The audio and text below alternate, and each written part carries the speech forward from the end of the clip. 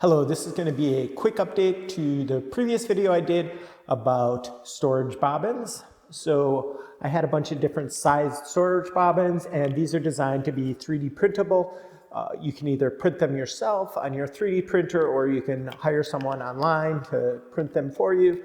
I talked more about that in the previous video. The other big feature is that I designed this bit that sort of locks into the end, and then you can use a drill to spin the bobbins and help store yarn on them.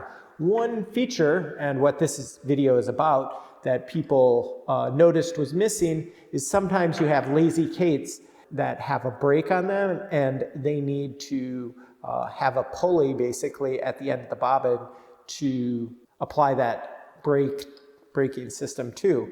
So I created these end caps. So the point of these are to be easy to 3D print. So I couldn't just put a pulley on the end, because then the pieces wouldn't all have a flat end to 3D print. Like these discs here are flat here, so you print them like this, and then there's easy to 3D print.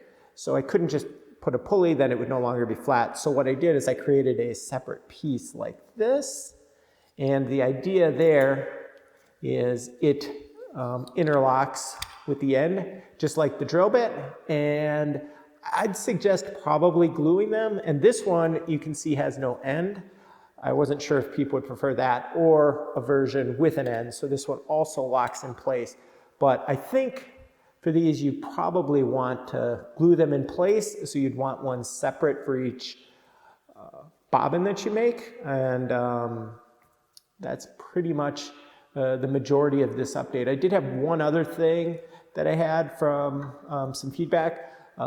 Most of the people who've printed them so far have a great fit, like I've been sort of showing, where this drill bit sort of locks into place and it holds pretty well there.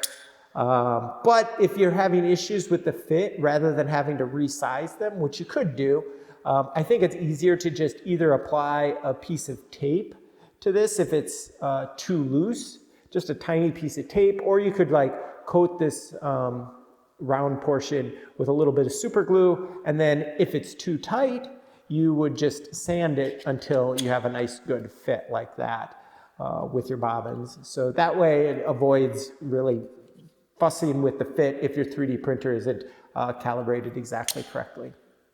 And that's all there is to this update. Thanks for all your feedback, and thanks for watching this video.